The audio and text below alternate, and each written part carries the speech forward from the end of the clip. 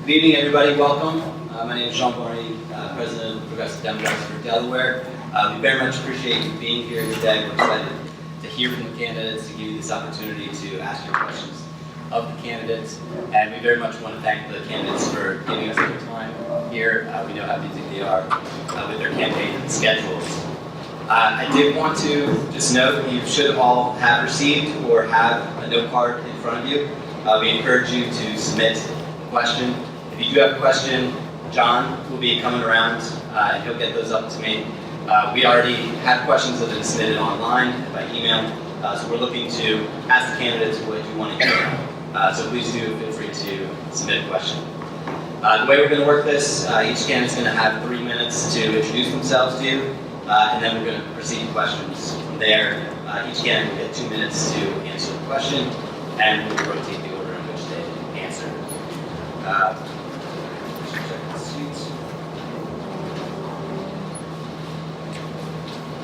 So for opening statements, we're going to first hear from Roberts. Good evening. I'd like to begin by thanking Progressive Democrats for Delaware and Mill Creek Fire Company for having us here this evening. I'd also like to say good evening to all of the attendees and my fellow candidates. My name is LaKresha Roberts and I'm running to be Delaware's next Attorney General. I'm a native Delawarean. I grew up in Newcastle and I attended William Penn High School. It was during my time in William Penn High School where a teacher actually asked me to try out for the mock trial team. I did it and I fell in love, and I knew that one day that I would be a Delaware attorney. So I left briefly to attend Pace University in New York and came back to Delaware to attend Delaware Law School. Once I got settled in law school as an evening division student, I began working full-time in a law firm. During my time at a law firm, that was the first time in my life where I actually questioned and second-guessed my decision to become an attorney. But fortunately, I ultimately ended up at Newcastle County Family Court. When I started working for the court, I worked as a mediation officer. And there, I had the opportunity to work very closely with Delawareans who were struggling at a very difficult time in their lives. And I also came in contact with Delaware's youth. Family Court had their diversion program for first-time offenders, and youth would come in contact with our program, and I would actually have an opportunity to work with them to resolve their charges in their favor. So what I loved about that work was that the youth, I could see something really special in them, and I hoped that I could encourage them to do better and see their full potential. So once I started that work, I started to feel like I had found my niche where I would start to practice law. But interestingly, my own family experienced its own hardship shortly after I started my job in family court. Sadly, I lost a family member. My cousin was gunned down in the city of Wilmington. So for the first time in my life, I not only knew what my career path would be, because I knew I would always be a family law practitioner, but I knew I could take it one step further. I knew what my purpose would be. So I would spend my career as an attorney building up youth, building strong families, because they're the foundation of a thriving community. But I would also work really hard to keep our community safe. So after clerking for the Chief Judge of Family Court, I ended up going to the Delaware Department of Justice. I was sworn in as a Deputy Attorney General. I chose a path that was different than most attorneys. I decided to work in the Family Division. And it was during my time in the Family Division that I represented the Children's Department in litigation to bring youth into foster care. And I also did criminal work. So I handled misdemeanor and felony cases in the juvenile and domestic violence units. Ms. Roberts has 3 minutes. I'll let you back. Okay, thank you. So Matt Den appointed me to be the director of the Family Division and then the Chief Deputy Attorney General. I left that position to run for Attorney General. I look forward to the opportunity tonight to share with you my vision for the office. And once again, thank you for having me.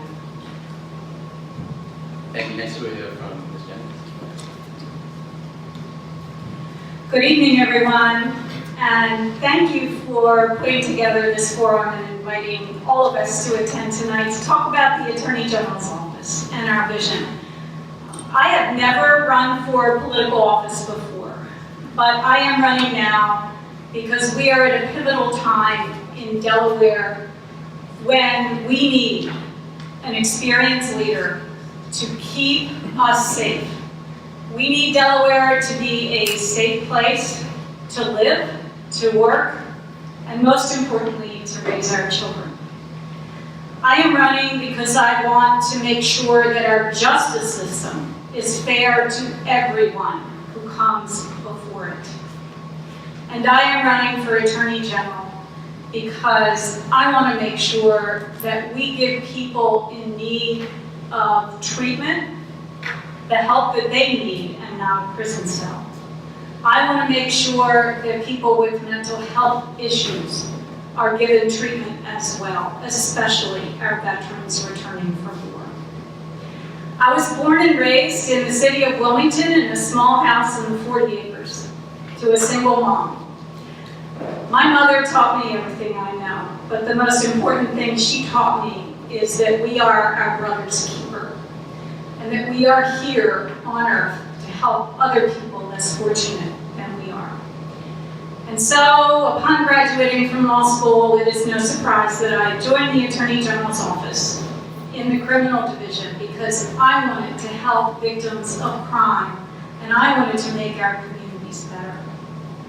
When I joined the office, there was one other female in the entire criminal division, Lucy Serino, and I owe her everything I learned about trying cases because she took me under her wing. Otherwise, the law enforcement community in which I worked was almost entirely men. So I know what it's like to come up in a very different world from what you're used to and to struggle to get ahead. I started out trying misdemeanor cases, and my experience has led me from misdemeanors to domestic violence cases, to child abuse cases, to the first ever rape unit where I tried rape cases and child sexual abuse cases. I went on to try homicides, including Delaware's only serial killer, Stephen Barney.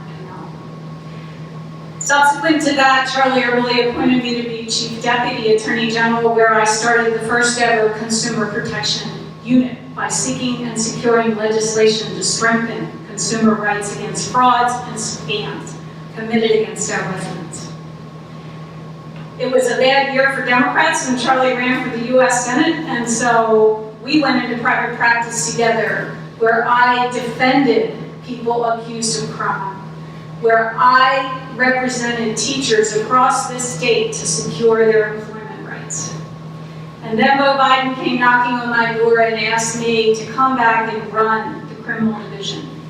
I had the great good fortune to work with Bob for 4 years, where we started a crime strategies unit that got prosecutors out from behind their desks into the hardest hit, the most violent communities in our state, working directly to solve what was broken, whether it be vacant houses, or blight, or whether it be violence on our streets. The last case I tried as a prosecutor involved a little 5-year-old girl who was shot walking out of the door of her Hedgeville neighborhood. I am running for Attorney General because I don't want any other child to suffer that. Thank you. Thank you very much. Next we hear from Mr. Johnson. Good evening, everyone. Thank you very much for inviting me here tonight. My name is LaKresha Johnson. Many of you already know me, as I've been a member of the progressive community for many years. You also may know me as Vice Chair of the Platform Committee back in 2017, in which we had the most progressive platform in state party history. I currently also serve as Vice Chair of the City of Wilmington Democratic Committee, where I've worked tirelessly for the past few years to rebuild and re-energize our local party. The City of Wilmington is where I call home, and it's where I worked for many years as an attorney representing the City of Wilmington, Police Department, Mayor's Office, and City Council. My most recent post, I was legal counsel and criminal justice advisor to Governor Barney. I'm running to be Delaware's next Attorney General because our criminal justice system is truly broken. And the brokenness in our system has disproportionately impacted low-income and minority communities. The problem is mass incarceration. The problem is destabilization of neighborhoods. And that is what drove me to step up and say enough is enough. We have to rebuild our neighborhoods from the ground up. So what I plan to do, I'll talk about later tonight, but I just wanted to talk about how we need transformational change in the Attorney General's office. And I believe my experience gained outside of the Attorney General's office and the right vision will allow me to be successful as Delaware's next Attorney General. Thank you. Thank you very much. Next, we'll hear from Good evening, and thank you to the Progressive Democrats for putting this on and being able to put us all together so you can hear our views. And thank you for participating for this important for us to be able to get our views out to the members of the community. I'm a newcomer. It's my first time running for a partisan election. My name's Tim Mullaney. I'm from Dover. I'm married, 6 kids, 13 grandkids, so it's usually pretty busy at my house. My background, I'm a Vietnam vet, and when I came back, I entered the Dover City Police Department, spent 20 years with the department, retired as a lieutenant, involved in criminal investigations unit. As well, I went to Polytech High School, taught criminal justice for a couple of years, went to high school, got my law degree, and a year after that, I got admitted to the bar in Delaware, Pennsylvania. At that time, I was appointed by President Clinton and cleared by the Senate to be the U.S. Marshal for the District of Delaware. I served in that position for 8 years. When I left there, I spent 2 years as county attorney in Newcastle County under the previous Gordon administration, and also spent 1 year as the chief administrative officer just recently under his last administration. But most relevant to this race is the fact that I spent 8 years with the Delaware Department of Justice. Spent a couple of years as the director of the Consumer Protection Unit. Was then the head of the Fraud Division, and for the last 4 years, I was the chief of staff to Attorney General Biden. It was in that position that I was able to have an overview scope of what was going on in the Department of Justice, and not only from the prosecution standpoint, but also from the standpoint of our other divisions, the family, the civil, and fraud divisions, which are equally important components of the criminal justice system. But that's my background. I'm currently a Labor Services Director for the National Fraternal Order of Police. I administer and contracts and negotiate contracts for smaller agencies across the country, about 105 of them, that aren't able to negotiate by themselves. So with that, I'll get ready to answer any of your questions, and I look forward to doing so. Thank you. Thank you very much. The first question goes first to Ms. Jennings. The United States locks up more of its people than any other nation on earth, and Delaware imprisons at a rate higher than the U.S. as a whole. In fact, there's only one state outside the South with a higher incarceration rate. Do you believe it is possible and desirable to reduce the incarcerated population in Delaware? If so, by roughly what percentage do you think is realistically the aim to reduce the incarcerated population in Delaware? And how do you plan to use your office to accomplish this if it is the goal? Thank you for that question, because that is one of the reasons I am running. We have a high incarceration rate, and that high incarceration rate has not made us safer. That is why many, many years ago, I joined the board of the Health Commission and began working on reentry programs in our state, because change is possible.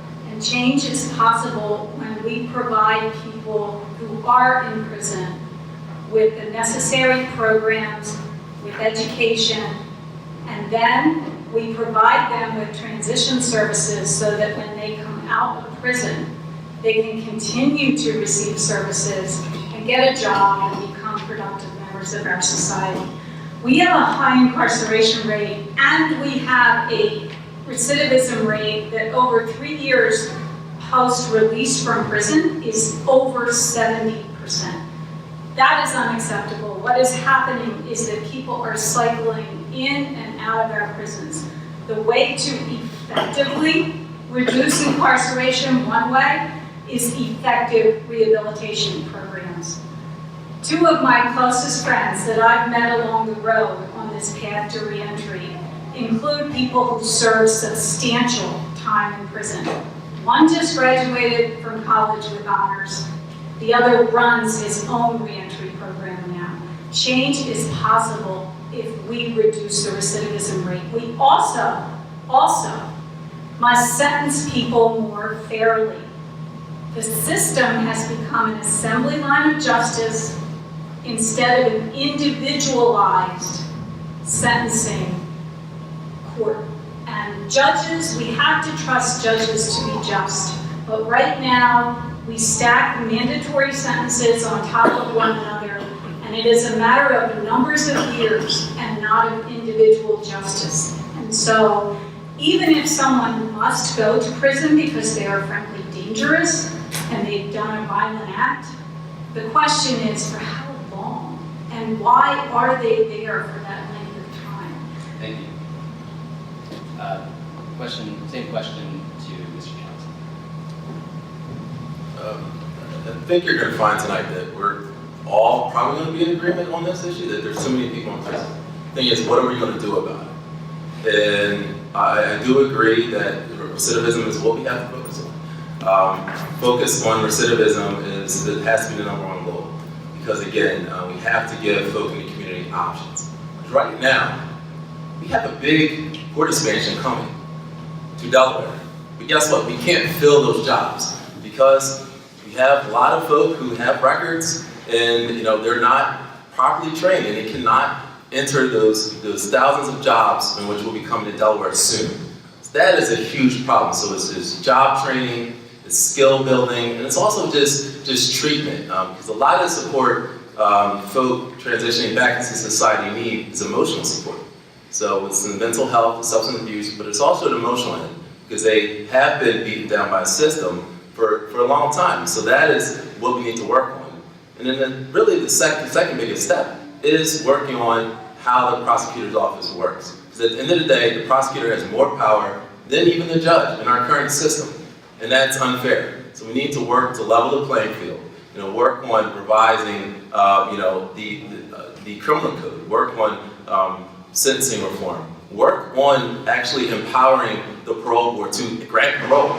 Because Delaware is one of the few states in which you can't actively get parole. So we have a lot of issues, a lot of deep-rooted issues that have been going on for decades. These problems aren't new. And those in power knew about the problems and did nothing. So my goal is to simply work at the root of the problem and try to untangle decades and decades of mass incarceration. And a really reasonable goal is to reduce the prison population by 5 to 10% each year. So in the next 5 years, we have a 50% reduction. And it can be done, because it's been done in New York State. And that's a perfect example. We're right up the road. We have New York State is getting ready to close Rikers Prison because their prison population has been reduced so much. So we have examples, and we can do it in Delaware. Thank you. Next to Mr. Mullaney. First, I think what we have to look at is that it's not just a criminal justice problem, it's a societal problem. I mean, mass incarceration, because there's so many different elements to it. And we have to approach this from that perspective and not just look at our own little silo and work within that area. So, but what the AG does have the ability to do is looking at bail reform. And whether or not the people that are actually being held with, not able to make bail or without bail, that they are the people that we need to be protected from, or are a flight risk. But there has to be serious problems. And when you have people that are not a flight risk, or not a danger to anyone, we should be looking at how we're handling them. And what we're doing sometimes is, and especially low income, those people are going to end up in jail. we need to dial back and look at ways that we can fix that aspect. The other aspect is along the lines with what was already been said in regard to recidivism. We let people out of jail and tell them, all right, you're on probation, put them in the same environment that caused the initial problems and expect a different result. I mean, it just doesn't work. So what we need to do is, like everybody's saying, there has to be programs, but not only programs, but there has to be, if they graduate from a program, there has to be more than a certificate. There has to be a job, or there has to be a location for them to go. And we have to keep on building on that because our recidivism rate is just ridiculous. So those are the things that I think that we have to outline and that we have to do. But I think it's a tricky thing. One, you look at before conviction, and then you look at after conviction, and make sure that we're doing the best we can on both ends. Thank you. Next question goes first to Mr. Johnson. Sorry, my bad. Ms. Roberts. Thank you. So I think we have to take two issues into consideration when we're talking about mass incarceration. Really, first we have to address how we approach crime, and we also have to address how we approach prosecution. So on the front end, when we're talking about the approach to crime, we have to focus on community policing. That is a huge way to really address how police are engaging with the community. It's a way to avoid the crime from happening in the first place. So when we have community policing, we have police officers who are engaged with the community, building trustful relationships, and really working to be visible to avoid the crime in the first place. We also have an opportunity for prevention. So to the extent that we can really push for pre-arrest and diversion services, that pre-arrest and diversion programs, that's an opportunity to avoid having someone become incarcerated. On the prosecutorial side of things, we really have to focus on changing a culture. The tough on crime approach of the past really hasn't worked, and that's what's led to this issue of mass incarceration. So as Attorney General, I would be committed to changing the culture and really making sure that prosecutors are focused on best outcomes based on an individual case, taking into consideration the circumstances of the victim, the defendant, and society, what's best for society as a whole. The other piece is, on the reentry side of things, we really have to make sure that we're putting returning citizens in a position to succeed so that they're not funneled back into the Department of Corrections. And we can do that multiple ways. The Department of Justice can really step up and advocate for effective reentry programs in the state of Delaware. We can also push policies that help returning citizens transition smoothly and maintain stability in their communities. For example, Senator Margaret Rose Henry has a bill to help returning citizens get their identification, something that simple. Thank you. And sorry about that. Now the next question, I will go first to Mr. Johnson. And it's a follow-up to this discussion and actually touches on something that Ms. Roberts just touched upon. The question is, there's a new book claiming mass incarceration is caused by overzealous prosecutors. Do you agree that prosecutorial practices have contributed to mass incarceration? Do you plan to increase, decrease, or keep deputy AGs at the current level? Yes, I completely agree with the statement alluded to in the book that prosecutors, again, have too much power. And I actually want to reduce the prosecutor's power in the system. Because of the way the laws are written, they have so much leverage. And that is, again, causing defendants over 90% of the time to plead out their case because they have so much pressure. And that really is the deep root of it. And again, this is something that is touched on in many studies, is that the office, again, has to mirror the community. Our prosecutor's office does not. Diversification is a huge problem in that office. And I have been advocating for years through the Bar Association and through being the head of diversity in the Bar Association and working on that issue. Because the Attorney General's office has one of the biggest problems. it doesn't even become close to mirror the great diversity that Delaware has. But again, if you have prosecutors who come from all different backgrounds, you're able to assess the playing field a different way. So that's, again, has to be a focus. And number 3 is this training. They're very talented prosecutors. It's a lot of talent in the office. But again, it has to be best practices that are reinforced from the bottom up, and everyone gets the same playbook that, look, we're not here to win as prosecutors, we're here to seek justice. And if it means losing a case or letting somebody out, that's what has to be done. So in a nutshell, I believe the prosecutors and the ethics and just the goals have to be changed. And that's what I'm willing to do as Attorney General. Next to Mr. Mullaney. First, I think we have a very dedicated staff of attorneys and support personnel in the Department of Justice. Part of it's the climate and the manner in which things have been done in the past. You look towards convictions as being the measuring stick of whether or not you're moving forward or doing a good job. And I think what we have to do, and the change in criminal justice system is always hard. Everybody, the police arrest, the Department of Justice prosecutes, and the judges sentence. And it's that same way without any deviation, and we have to look at changing that culture. And what we have to do is empower our prosecutors to realize that they're not going to be judged solely on the fact of what their end result is, but on whether or not the end result equates to justice for all involved. And to make sure that we're treating everybody on a fair level, not just the fact that someone's able to hire an expensive attorney and therefore they get a better plea deal than someone that's dealing with a public defender who's overburdened. We have to look at how that dynamic is going. We also have to look at our law enforcement, and because there's a little bit of a dance, for the lack of a better word, where because they realize there'll be plea bargaining involved, you'll see more charges being levied than maybe should be charged.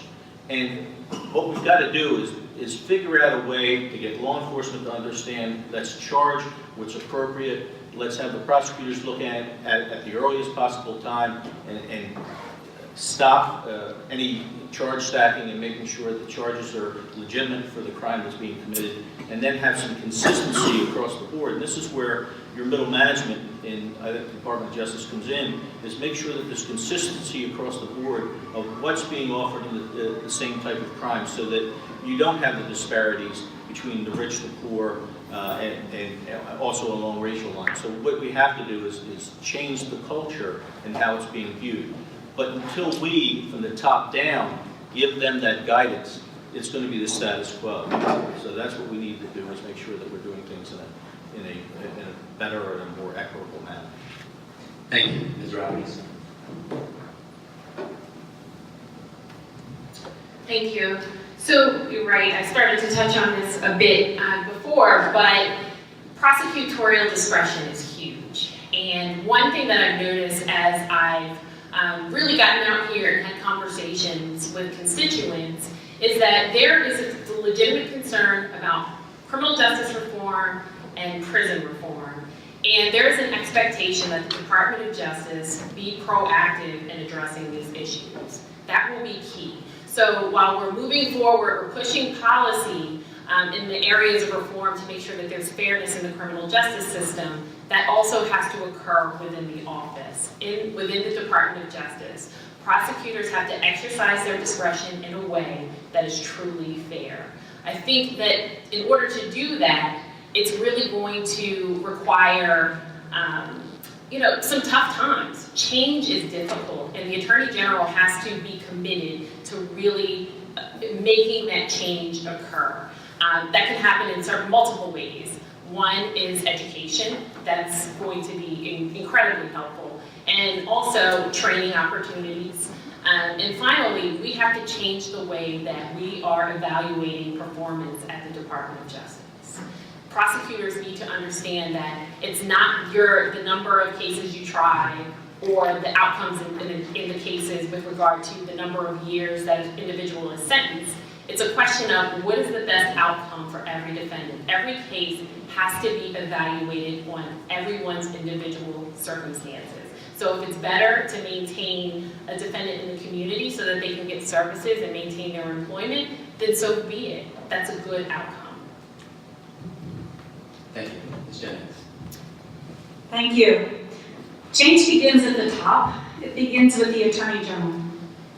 And it begins with the leaders that that Attorney General appoints to lead the offices in the Attorney General's office. We have very good prosecutors in that office. I'm very proud of the work they do in the courtrooms and for the cause of justice and in protecting victims. They're not to blame. There's one thing that is primarily to blame, and that is the proliferation of minimum mandatory sentences that the law says have to be stacked on top of one another, because those facts, the fact that we have this huge number of minimum mandatory sentences that result in consecutive sentencing, creates this assembly line of justice and shifts the balance of power from judges where it belongs to prosecutors where it doesn't. And so what happens when you have a proliferation of minimum mandatory sentences is that judges lose discretion and prosecutors and defense attorneys are bargaining numbers of years, and that is a bad thing. That is why I have fought to reform our criminal justice system, doing away, effectively, been successful in effectively doing away with 3 strikes and you get a life sentence. And I have successfully sought and achieved legislation that would enable more crimes, the vast number of crimes, to be sentenced concurrently and not be stacked on top of one another. But more of that kind of work is needed. And I think the best judge of the future is what the prosecutor has done in the past. And that is, if that prosecutor is doing justice, protecting the rights of the victim, ensuring that the accused's rights are being taken into account, and that a fair and just resolution is reached. And with judicial discretion, we will reduce mass incarceration, and we will shift the balance of power where it was when I started in the office, and that is in the hands of some of the best judges we have in the country. Thank you. This question goes first to Mr. Mullaney. Earlier this week, Senate Bill 203 was introduced in the General Assembly. This legislation would significantly increase the mandatory minimum sentences for felonies involving guns. In some circumstances, doubling sentences from 5 years to 10 years or 10 years to 20 years. Do you support this legislation? More generally, how do you propose as Attorney General to reduce gun violence while also reducing mass incarceration? Well, first off, when you look at doubling sentences and doing things, you see right now that there are the current gun sentences that are on the books that are usually plea bargained away the first thing out of the gate, which is the argument about not enforcing the current penalties that are there. So I'm not in favor of just adding some more penalties. What we need to do is find a different approach to what we're doing and making sure that we're arresting the people for the right reasons, and those that are using weapons and causing serious violent crimes are incarcerated.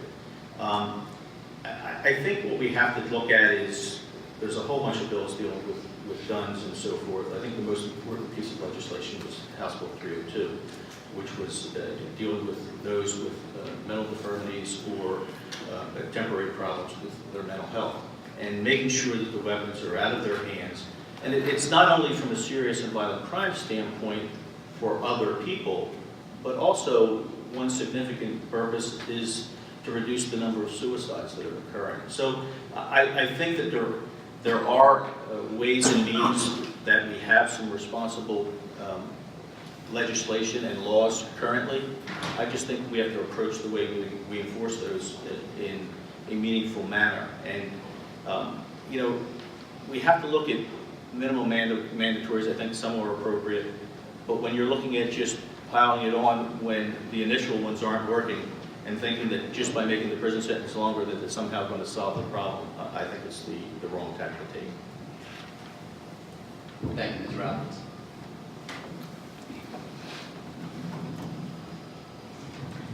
Thank you. So when we're dealing with issues related to guns, I am a firm believer that we need to deal with common sense solutions related to guns. There under no circumstances should Delawareans be feeling unsafe in public. But there are a couple of ways to do that. One, I think that prosecutors do need to aggressively prosecute gun crimes. Second, I do think that the Biden gun bill is another effective means for the Department of Justice to step up and make sure that anyone who poses a risk to themselves or others does not have access to a gun. But I think we have to be careful when we talk about minimum mandatory sentences. There is a range of reasons for individuals being involved in gun crimes, and we really do have to depend on judges and prosecutors to exercise solid discretion in making recommendations for sentencing. If we go to the default of minimum mandatory sentences, that only leads us down the path of where we are today, with just growing prison populations. And really what we're looking at is over 90% of that population is going to return back to the community. So we have to focus on making sure that we're putting individuals in a position, yes, they have to be prosecuted, but a longer sentence doesn't necessarily mean that we're really dealing with the risk of safety to the community. Thank you, Ms. Jennings. I do not support that bill. And in fact, if I were Attorney General, I would oppose it on the floor of the legislature. I support bills that make us safer. And I support bills that really ought to be passed. The Biden Gun Violence Protection Bill, I supported it after Sandy Hook and testified on the floor of the Senate in favor of it. We couldn't get it done then, but we've got it done now. And I am so very grateful because it will make us safer. I do not believe that weapons of war should be in the hands of civilians. I support a ban on assault weapons. I do not believe that we need extended magazines that hold 30 rounds. There's only one purpose for assault weapons and extended magazines, and they are to kill as many people as can possibly be killed in as short a period of time as possible. That is wrong. If we ban those weapons of war and we ban extended magazines, we will be safer. So I support gun safety measures when they make us safer. I do not support more minimum mandatories that do not make us safer. Thank you, Mr. Johnson. I would have to say, I know the bill is signed into law, but as Attorney General, I would have opposed that increasing penalties as well. And that just talks about a bigger issue, is why the Attorney General is so important. We need racial impact statements in our legislation. It's something that other states are doing around the country. It's something that, for some reason, has not been done in Delaware. Because again, when you have laws on the books that disproportionately impact the community, we need to be looking, like we look at fiscal impact statements and say, hey, something's wrong. We need to look at this. And it's happened throughout for decades in Delaware, and they've gotten away with it. Well, it stops now. So that's the first thing, and that's why those kind of bills are bad. The second of all is looking at all the gun control legislation, gun safety legislation. It sounds nice, and a lot of it is good, and I applaud the efforts. But again, banning assault rifles does not help what's going on 4th Street, does not help what's going on in Dover, does not help what's going on in Rehoboth. That's where we need to get to the solution for the gun crime every day. The fact is, the folk causing the havoc out there might not necessarily be mentally ill. They have other underlying issues that we're not addressing. And so under my Attorney General leadership, we will directly address these activities through young intervention programming, where we're putting folk back in the community to serve and giving the offenders other options. And through intervention programming, giving job training, those kind of things. And the best way we're going to do this is we're going to find resources by saving on prison costs and working, with the General Assembly to free up resources. So that's my take on the gun control debate, is that I applaud these efforts, but that only addresses the mass shooting situation, school safety, but we need to address what's going on in our everyday communities. Thank you. The next question goes first to Ms. Roberts. When the Trump administration violates the law or infringes on the well-being of Delawareans, what steps will you take as Delaware's Attorney General to push back? So, when the Trump administration came into office, at that time, I was actually serving as Chief Deputy Attorney General. So, I was already being proactive in addressing the Trump administration's unconstitutional and just unfair practices and policies coming out of Washington. Quite frankly, they're discriminatory. And so I understand the importance of the office being proactive and really monitoring the policies coming out of Washington. And secondly, working very closely with other Democratic AG's offices to make sure that we are involved in that litigation and that we're advocating to protect the rights of Delawareans. So much so, I found that work so important that I actually created a position in the civil division to make sure that there was an attorney dedicated to doing that work related to the Trump administration. So as Attorney General, I would continue to make that work a priority and certainly continue to support the efforts, the organized efforts of Democratic AG's offices in this area. Thank you, Ms. Jennings. Well, the Trump administration is one of the reasons I'm running, because I was frankly shocked and appalled at our president's policies, rhetoric, etc. And so yes, the Attorney General is the people's lawyer, and the Attorney General is the guardian of our rights. Attorneys General across the country have stood up to the Trump administration in the areas of environmental rights, immigration, and in the area of our own reproductive rights and health care rights. Hard-fought rights that women have, that environmental activists have had, that the Obama administration gave us in terms of health care are being rolled back as we speak, and it is up to the Attorneys General of each state to stand up and say no. And you stand up and say no by filing a lawsuit against illegal practices and the rollback of our constitutional and statutory rights. If I am Attorney General, I will protect the rights of all Delawareans to a safe environment, to our right to determine our own bodies, to health care, and to the rights of people to be free from illegal practices of the Trump administration. Thank you, Mr. Mullaney. First, I applaud Attorney General Dan for the work he's done in this arena.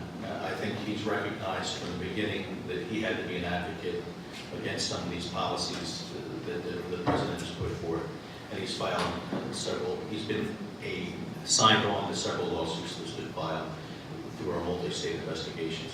I anticipate following through the same way Attorney General Dan has, and being proactive when we think that there's going to be some problems, start getting up with our fellow states and look at strategies to start dealing with these things before he's had a chance to formalize them by listening to his Twitter feed, what he's going to be doing and what we're trying to do. So I think we all agree that we have to be strong and we have to work with our fellow states because our strengths in numbers to make sure that we're advocating for our citizens. Mr. Johnson. And like Ms. Roberts, on day one when I came in the governor's office, I was faced with the task of working with the Attorney General's office to figure out how to combat Trump. Because he is, as everyone on the stage has said, he's attacking us every way he can. He's deregulating our financial sector, our healthcare industry, and environmental justice is being rolled back. Everything is like all at once, and he distracts us with these Russian investigations so that we all, don't focus on what he's actually doing. But he's getting a lot done. He's even appointed a lot of judges, the most ever for the first year and a half in office. So again, under my Attorney General office, we will work with the other Democratic AGs and figure out a plan on how to solve this. But the thing is, my office just won't be signing on to these lawsuits. My office will actually be proactive and have Delaware be the leader, because that's the thing. What happened this week, we actually lost a really good AG. We lost Eric Snyder, who was actually at the forefront of combating the war against Trump. He was the leading AG, one of the leading AGs. So we need somebody now in this country to step up and say, look, I'm going to be the first one to gather everyone together and rally so we can attack Trump. Because it really is. A lot is at stake, and for the next 2+ years, we have to fight every step of the way. The Attorney General's office is the office that will protect all Delawareans, no matter what you look like or who you love. Thank you. Next question goes first to Ms. Jennings. What will the Department of Justice's policy be under your leadership with respect to cooperating with ICE and or referring defendants to federal immigration authorities? Thank you for that question. I think the best way to answer that is to tell you what I have done as the Chief Administrative Officer of Newcastle County, together with Matt Meyer in his leadership as County Executive. One of the first things we did was work to protect our immigration community. The police chief of Newcastle County came to us and said, I'm not participating in an ICE raid unless you make us participate in an ICE raid. And we said, no, you do not. You do not need to do that. That is not required of you, a massive raid on people who are doing their jobs, who are at their places of employment. You do not need to do that. And so I would advocate for not doing that statewide. And indeed, I believe that our police agencies are in line with that. The second thing is that we want people to use our parks, our libraries. We want children to join sports leagues, and what we were seeing was a decline in those numbers. And we believe that that decline was directly attributable to fear in the immigrant community. We need to tell Delawareans, and as Attorney General, I would ensure that we protect Delawareans from that kind of fear, because they are a part of who we are and what makes Delaware great. And so, ICE raids, we will not participate. And secondly, we will make sure that people feel safe to enjoy the great things that Delaware has to offer. And most importantly, from the Attorney General's perspective, to report crime. Because if people are afraid, then they are truly being victimized. They are being victimized and they have no redress. And so if people who are here in our state want to report a crime, they do not get asked, what is your immigration status? And I will make sure that that stays the case. Thank you. Mr. Johnson. As Attorney General, protecting the most vulnerable segments of our population will be my priority. And immigrants are the lifeblood of our state, and that will be a priority for me. Now, the unfortunate status of Delaware, that Delaware is not a sanctuary state. We don't even have sanctuary cities. So there is still that fear, and we've had it in the state recently, where folk can be hauled off and handcuffs by ICE. So we do have that legitimate fear out there, and because some jurisdictions may not be friendly towards ICE, there are some jurisdictions that still comply with all, what the Trump administration wants. So I know from my experience in the governor's office, it is a kind of mixed bag. So I believe we need consistency statewide on this is going to be the policy and practices state law enforcement officers will follow. And guess what? Cities are suing the Trump administration. The state can sue the Trump administration. It's just it has not happened yet, unfortunately. But under my Attorney General leadership, I will be looking to face the Trump administration head on. Because he's threatening to cut federal funding, okay? He threatens a lot of things. We can step up and we can use our legal recourses to fight against them. Thank you. Mr. Mullaney. Firstly, the role of the AG's office directly with these ICE raids is minimal. What they're looking for mostly is possibly an AG. I personally would not support that aspect of it. we have scarce resources as it is. I'm sure not going to waste them on an effort such as that. I think my advice would be to law enforcement would be, you have better things to do.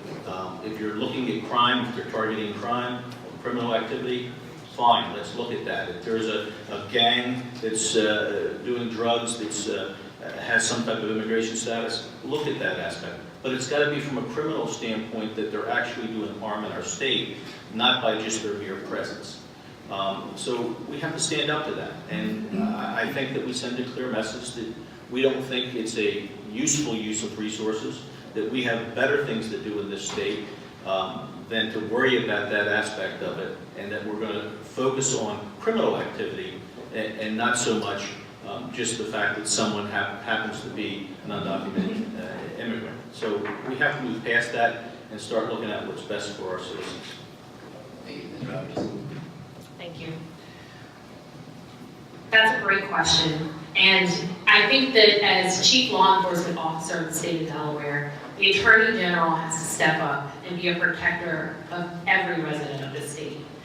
I just mentioned not cooperating with the discriminatory policies coming out of Washington, and that's one of them.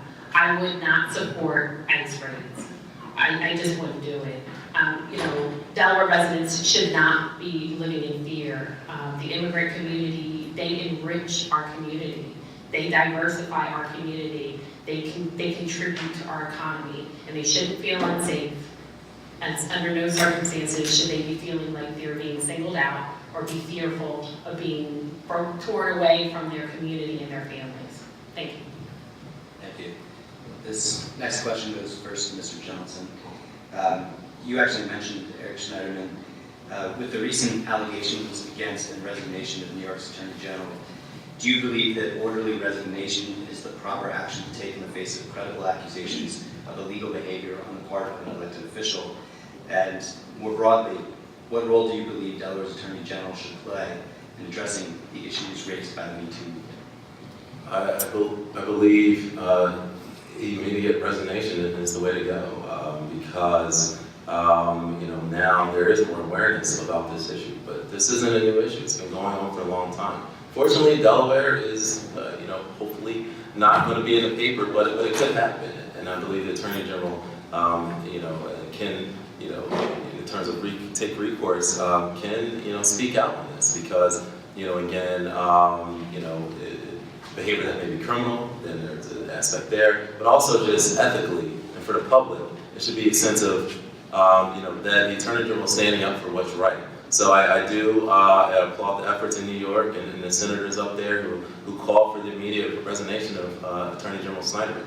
Again, it's a sad situation, but I'm glad folk are more aware now. And this movement is growing because, again, us knowing that the top law enforcement officer will stand up and speak out about anything, I believe that's what we need in Attorney General, and that's what I offer. Thank you. Mr. Mullaney. I believe that if you have credible evidence that resignation is the appropriate step, but I don't think you stop there. I think if there has been criminal behavior, if you're alleging that there's criminal activity, I think it needs to be investigated. Not just say, oh, it's over with the resignation. I think there has to be some consequences to those actions, as anybody would if they're not similarly situated as an important figure in government or in business. If it was John Q. Citizen and someone came into the police department and that person didn't have a job to resign from or wasn't in a position of power, but did those type of activities, we'd expect the law enforcement to investigate and then for the AG's office to prosecute. So if it's appropriate, that's the stance that should happen. I think that we have to take an active part with these investigations, and a lot of times police departments call us in when there are politically sensitive investigations and they want the AG to be able to tell them whether or not there's probable cause or whether or not they have enough to move forward. And I think we should increase that role and be able to be available for those things coming in and make sure that there's credible evidence, and if there is, to move forward with them. Thank you, Ms. Roberts. I do believe that Schneiderman's resignation was appropriate. Quite frankly, I was disturbed by the allegations, and had he not resigned, I think that his continued service would have been a distraction. And there's a lot of work to be done in Attorney General's office throughout the country. So, you know, to avoid the distraction, the resignation was appropriate. I also think that with the Me Too movement and these sorts of cases being, you know, getting the attention that they are getting now, this is a huge opportunity for the community and the AG's office to really step up and be proactive in investigating these sorts of allegations aggressively. And when there are opportunities to prosecute, these cases should be prosecuted. So women are being empowered, they're reporting, and the AG's office has to be an advocate for them and make sure that there's follow through on those reports. Ms. Jennings. I'm really glad Schneiderman resigned. I read the New Yorker article and it was appalling. And I'm really glad there's a criminal investigation of his behavior at this time. For so many years, having come up in a law enforcement world that was largely male, as I indicated earlier, I have seen women really struggle in the workplace. And it's gosh darn hard to get ahead. And so many women have stayed silent for so long because they were afraid.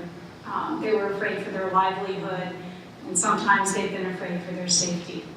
One of the greatest things that has happened in this past couple of years is that women are starting to speak up. And we need more of this.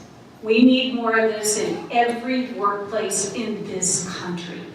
And it begins with women having the courage to speak up and say no more. It is not okay to harass me in the workplace. It is not okay to behave in this manner. And the Attorney General should be the leader in this. The Attorney General sets an example. Women in leadership positions, I believe, lead to cultural change in offices throughout the country. I know the former head of the DuPont company, Ellen Kuhlman, is leading the charge to make sure that women are paid equally, to make sure that women are promoted, to make sure that there are women in leadership positions, and my hat's off to her. We will stop harassment when we stand up, all of us, all women, together, and say no. Thank you. This next question goes first to Mr. Mullaney. Do you support civilian oversight of the police? Do you plan to make specific structural or policy changes to ensure police-involved shootings are thoroughly and fairly investigated and, if warranted, prosecuted? Yes, I think the Department of Justice has always taken the stance that they look at whether or not the activities of the officer complies with the justification statutes that's contained in Title 11. Right now, the Department of Justice does a very thorough investigation. What they do is they make sure that all the other agencies that are investigating at the same time, and sometimes there's as many as 2 or 3, that make sure all the reports are in it, that they've talked to everybody they can possibly talk to. I think that what does happen, and has happened in the past, maybe not publicly, but if there are some personnel or some policies that haven't been adhered to, or suggestions on training, that is usually back channeled to the police department to make sure they're doing the proper training and what they should be doing. Maybe that should be done a little bit more in the public vein, but I think that the Department of Justice right now, through their Special Investigations Unit, does a very good job in a very difficult time. You have to look at the statute and what the justification statutes say, and that sometimes governs what that conduct will be. But I believe the fact that the manner in which it's being done, at least to my knowledge, has been done in a fair and equitable manner. Thank you. Ms. Roberts. The Department of Justice has an obligation to protect all of Delaware's citizens, and that includes investigating police-involved shootings. What I think is key is that the department independently, thoroughly investigate those incidents. The department needs to meet its obligation to ensure that if a use of force incident does fall within the justification statute, that the department has independently vetted that evidence and is absolutely sure of its outcome.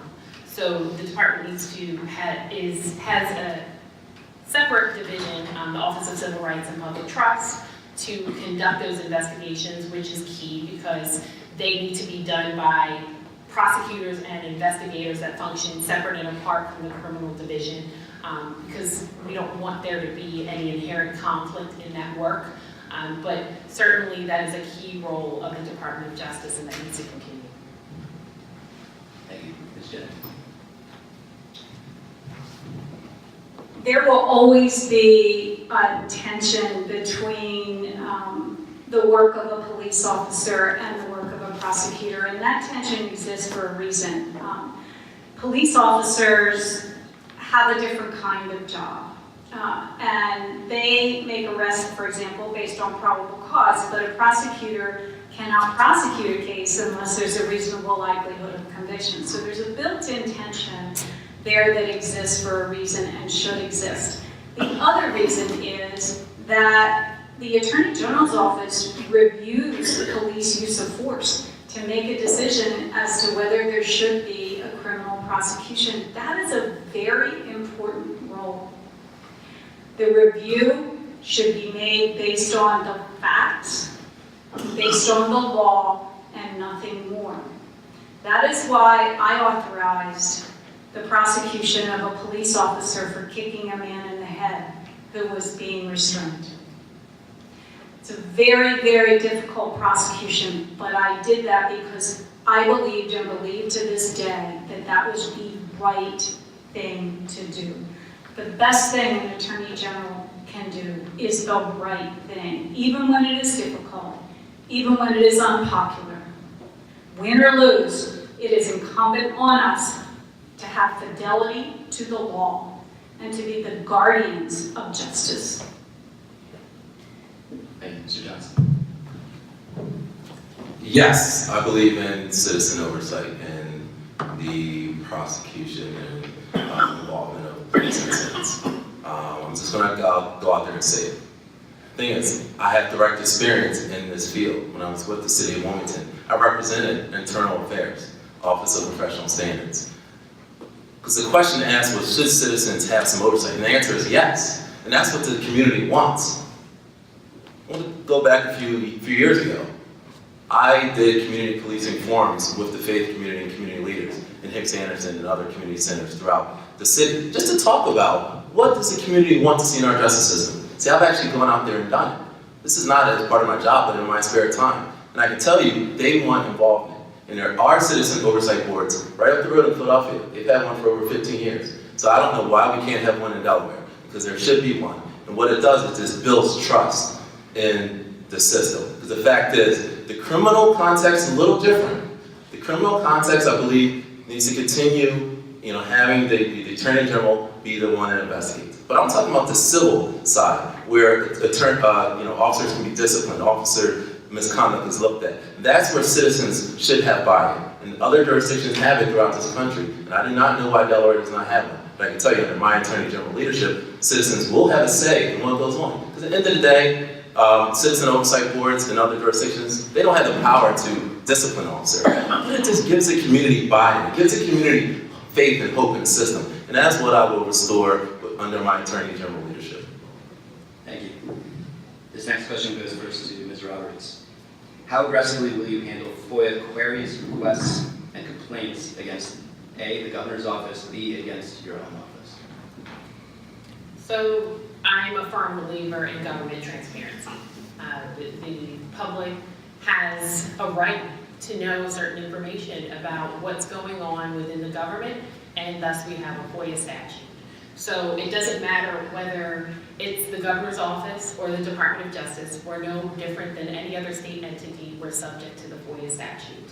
At the Department of Justice, when I served as the Chief Deputy Attorney General, I issue FOIA opinions. I think that it's certainly important that government agencies are leaning on their counsel at the Department of Justice to make sure that they're complying and providing the information that's requested, as long as it is required under the law. And when it's not, to the extent that they can be transparent, it's important that that information be disclosed. So as Attorney General, I will continue to make that training for deputies a priority to make sure that they can provide sound counsel to state agencies for the purposes of transparency. But I certainly believe that as the Department of Justice, since FOIA opinions are issued out of that office, we really set the standard. We have to set the standard for transparency and be an example for other state agencies. And if I didn't answer it, yes, the governor's office would be subject to FOIA just like any other state entity. Thank you, Ms. Jennings. Transparency is critical to the effective oversight by the public of every government office. Transparency is critical. But I would go above and beyond FOIA, because I think the Attorney General's office in particular should be more transparent. We should put out there our policies on everything, because it shouldn't be a secret. And we should be accountable to the public for our actions. So it shouldn't be a secret why decisions are made within the Attorney General's office when the press or the public wants to know why something happened. And that goes beyond FOIA. That really goes to the very core of the operation of the office. It is incumbent upon every agency to answer to the public. And we can only answer to the public effectively if we are revealing as much information as we are legally allowed to reveal, so that the public understands the reasons why decisions are made. And so as Attorney General, I would be transparent, and I would make sure that the public knew the reasons for every decision that got made, unless there was some legal impediment to doing that. Thank you, Mr. Johnson. Well, my Attorney General's office will again work on both making the Attorney General's office accessible and transparent, but also the Governor's office. In my role in the Governor's office, I was the FOIA coordinator for the office. So knowing just the problems in that field, it's very great because despite the evolution of FOIA guidelines, state agencies can't even fulfill the requests because the crushing workload. We have ancient systems. They don't have the technology. We in the Governor's office, we didn't have a scanning program to redact documents, and we actually got one when I was in office. It's that type of stuff that this halts our FOIA system. So citizens can't get the information they need because of the lack of resources state government has. And one way I have suggesting so we can get more resources by decreasing prison costs. But we also have to look at, again, just making government more accessible through open data. There is a bit of push, there was a push under the Mark Hill administration, and it's continuing under the Carney administration, to make data more accessible. So you can see procurement information, you can see Department of Corrections information, you can see Department of Labor information. That's the way of the future, Nate. And continuing to advocate for open data is where I see we can win. Because again, FOIA is crushed because of ancient systems. So we must look at transparency through open data. And the number one thing I hear, I've been hearing for years, is that our police departments don't even have policies and directives online. Departments like Seattle, they have that. Departments throughout the country have it, but we don't have that in Delaware. And again, I will advocate for putting those policies online because again, it builds trust in the community. And that's the key, build trust of state government and law enforcement by setting an example. Mullaney. Our FOIA system fails miserably in keeping with the actual statutes, what they tell you have to do.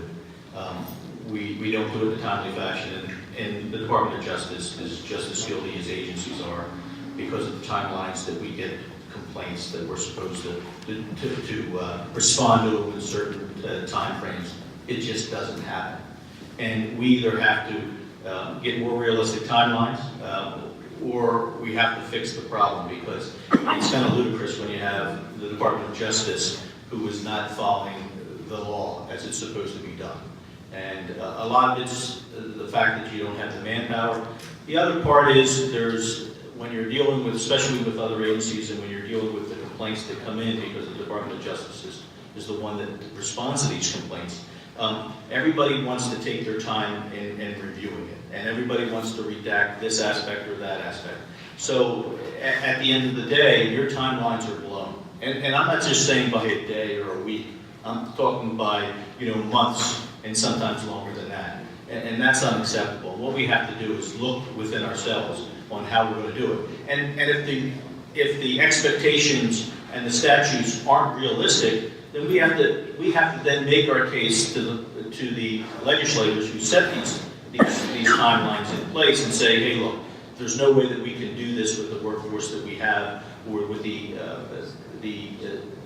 people that we have in place. So therefore, let's see if we can get it changed. But other than that, if that's not going to happen, we have to either divert more resources to it to make sure that we're leading the charge by making sure that we're adhering to the deadlines. Because if the Department of Justice isn't doing it, how are we going to be telling the governor's office, the treasurer's office, whomever, that they're not going by the guidelines when in fact we're not doing it either?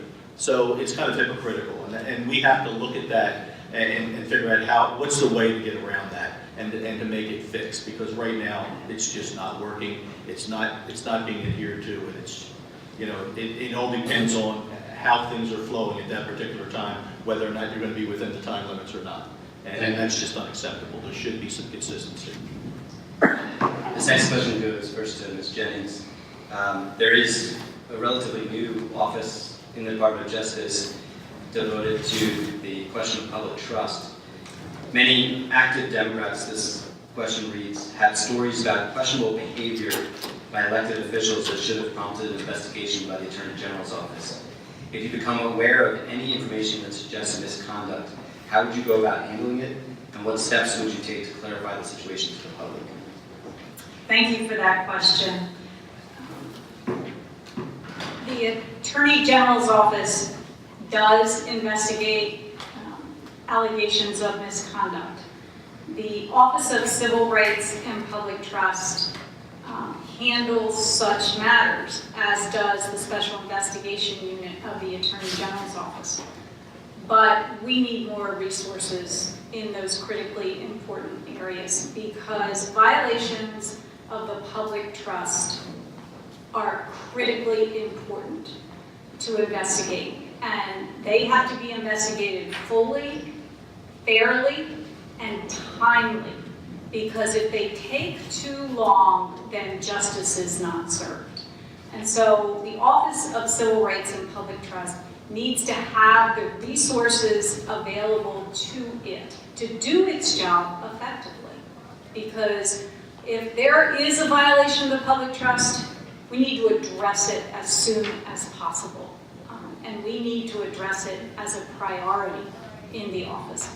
And so as Attorney General, I would grow the Office of Civil Rights and Public Trust, because that is a very important part of the function of the Attorney General, to make sure that our elected officials, government officials, are doing their jobs, and they're doing their jobs right with fidelity to the people that we serve.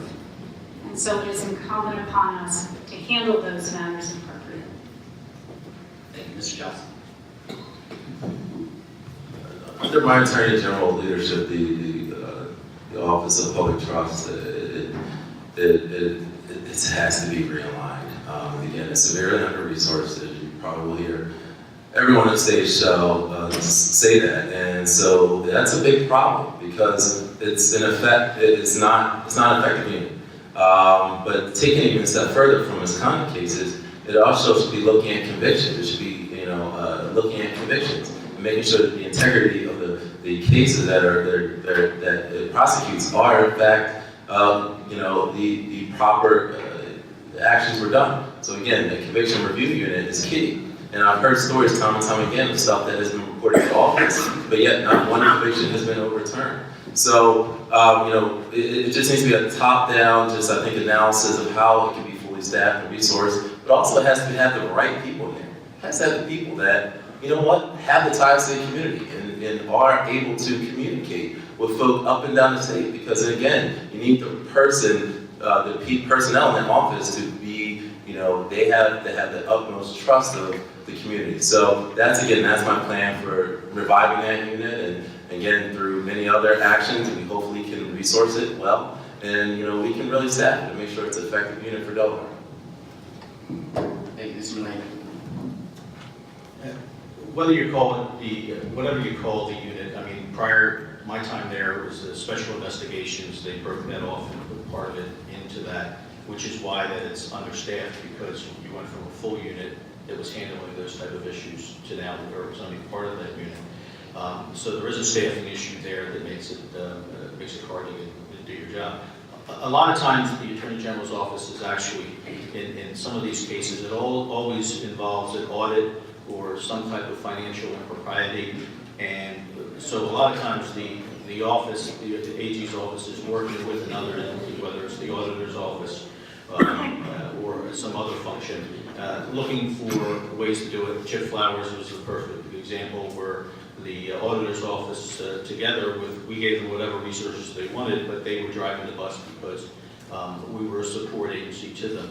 But you do have to, if you wanted to function and deal with the various complaints that you get, you have to have the resources to do that. And I think that you have to, whatever you call it, you have to have the resources to be able to do the tasks that you're being tasked to do. So I strongly urge the fact that we put as many of the resources that we have, existing resources, because I think we also have to look at reality. Our budget, when the AG comes in, he's operating with a budget that was done by his predecessor. There's not going to be a lot of fat in that where he's going to be able to move money around. That's a reality. And then when we first go in, we have to sit down and set the budget for the next fiscal year. So what you've got to be able to do in the short term is see ways to move some resources to those areas that are important to you. And I think that there's resources that can be diverted in the short term until you can be able to get some long-term assistance to that area. Ms. Roberts. So allegations of misconduct by public officials these are some of the most serious cases that we see at the Department of Justice. And investigating those cases is an important function of the Office of Civil Rights and Public Trust. I do agree with everyone on this panel. That is a very small office, and it really needs more resources, whether it be attorneys and investigators. It really needs to grow because it really can ultimately impact the quality of the work that unit can do. I think the first part of your question was how would those investigations be initiated? And I think that the office has an obligation to really be proactive. So investigations that are initiated through the Office of Civil Rights and Public Trust can happen in multiple ways. They can either be a direct referral of a situation to the office, or it could come in the form of just loose reports that you hear about potential misconduct, whether they come from the news journal or different sources. But the office has an obligation to really step up and investigate every case.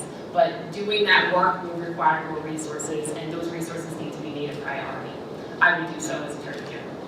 Thank you. Ms. Jennings mentioned that she would testify on the floor of the General Assembly against the mandatory minimums bill that we discussed. The last two questions of the night deal with how and when we will use that power, which is those who've worked in Dover know the Attorney General's voice carries a lot of weight and leg law on matters of criminal justice. So the first question is, would you testify in support of legislation legalizing recreational marijuana? And those first two. Yes, I would. Simple as that. it's just common sense. Number one, the criminal justice aspect of making legal marijuana, it has a vast impact. Yes, it has been decriminalized, but it's still used, and by police to, search vehicles, to stop and frisk. It's still used as a weapon against communities, mainly low-income and minority communities. So again, we have to take it off the table from a criminal justice perspective and a fairness perspective, and to say, hey, look, we're going to take it off the table. And the second part, honestly, is just the revenue part. We've all talked about the resources the state doesn't have. So we can't turn down a viable new industry that will add thousands and thousands of jobs, especially in Kent and Sussex. So yes, I would support legalization. I'm not sure about the current bill right now, what the status is, but I would be down there in support of it. Because again, it's from a fairness perspective. And other states are now going to be legalizing it. Our neighbor right up the road, New Jersey, is making inroads under Governor Phil Murphy to take steps to legalize marijuana. So I believe Delaware needs, again, to be the first state, and it needs to be one of the first in the region to support and legalize marijuana and regulate it effectively and safely. Thank you, Mr. May. No, I wouldn't, and I'll tell you why. In my current position, I travel across the country, and I have a lot of conversations with those people that are out in Colorado and so forth. There's a lot of problems they have with their marijuana statutes. A lot of issues that they think need to be resolved involved with driving and what's the standard for a DUI, driving while under the influence. There are too many questions to be asked to rush into it, and especially for an economic purpose. I'm looking at what's the welfare of the citizens of the state. Until I have more information that contradicts some of the stuff that I'm hearing from law enforcement and the problems they're having dealing with the issue, I would not support that. Now, if there are studies that later come out and there's ways to deal with the driving issue and how you measure it and how you're going to deal with it, then yes, I would consider it. But the bottom line is, right now, I don't think we have enough information to make a decision that we can say with some type of certainty that we can handle it from a law enforcement perspective when we're having people utilize this drug as a recreational drug. Ms. Roberts. So this is certainly a hot topic, and I think that I would certainly testify at the General Assembly with regard to marijuana legalization. I'm in support of marijuana being regulated and taxed similar to alcohol. I think the economic benefits are quite clear.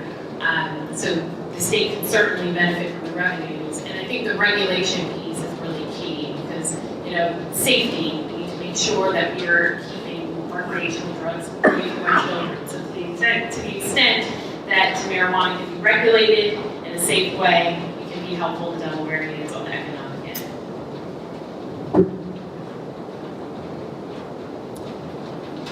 I am certainly open to the full legalization of marijuana. I supported the decriminalization of marijuana, helped draft the statute that made personal use of marijuana a civil citation. I supported medical marijuana legalization so that people could get the much needed benefit for medical conditions. And it's my understanding that there's a need to expand the number of conditions. But first, and it's always the but first. First of all, it's still illegal federally. And so that means that at any point in time, our president and our administration federally could swoop in and take it all away. Second, as a result of it still being illegal federally, it's a cash business, which creates its own set of issues. I hear from employers up and down the state that they're very concerned because there are really no good standards set. For blood testing, for other testing in terms of whether someone is under the influence, whether someone can be on a work site or not. And so we need first to make sure that these issues are resolved. But I am certainly open to full legalization. I also think it is critically important that we have the safety of our children as the first priority if this were to happen, to make sure that it is kept out of the hands of children. Our last question of the night goes first to Mr. Mullaney, who was the last for opening statements. And that is, if there is legislation in the General Assembly to reinstate the death penalty in Delaware, will you testify against it? No, I will not. I believe that if there's, I think there's a purpose for the death penalty. I think it's a very narrow purpose, narrow scope for first responders, for correctional officers within the facility. I think there has to be some consequences, and so I wouldn't support. I would support legislation that would bring it back on a limited basis. Let me just segue off of that real quick, because I don't know if I'll get an opportunity to say it. Right now, there's getting ready to be a bill introduced in the legislature that is going to totally revamp the entire criminal justice system. It's going to be, I believe it's going to be House Bill 9 and 10. I think it's split up into two things. It's going to be on the agenda back around June 6th when they come back. And that is the most important piece of legislation this entire year and next year, because that bill is going to totally change the way we do business. And that's where we should be now looking at that and questioning it, because it's coming in late in the session. It deals with minimum mandatories, putting charges together, and we should be looking at that as well. I just wanted to bring that out there. I got a call today that it's going to be on the agenda once they get back, and I think it's something that we should know about and should actively be looking to investigate. Ms. Roberts.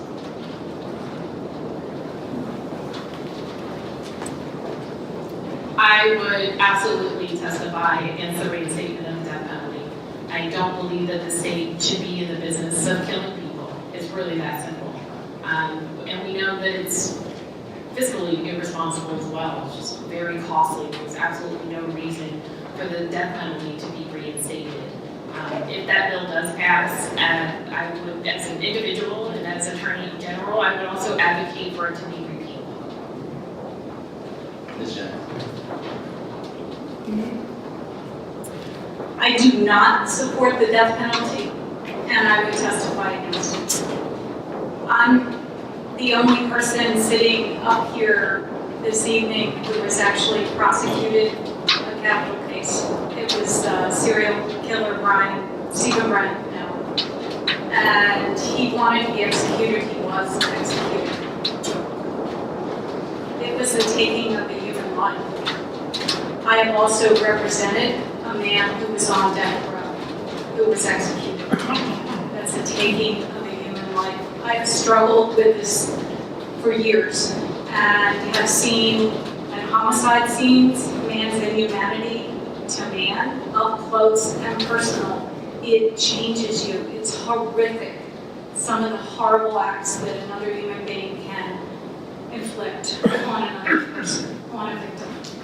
Having said all that, I believe it's morally wrong, and I believe, first and foremost, it just doesn't work.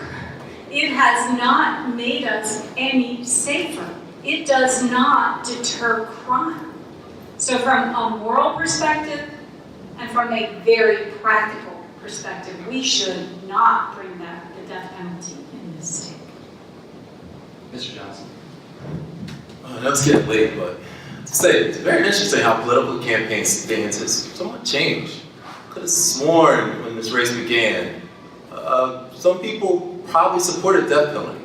Now it's a little bit different talk. So I just find that interesting in the political process how that happens. But look, from day one, for years I have been advocating against the death penalty. Been working with community groups that advocate against the death penalty. I still remain firmly in that place. So there's no change now. And I just want to say that very clearly. There's no change.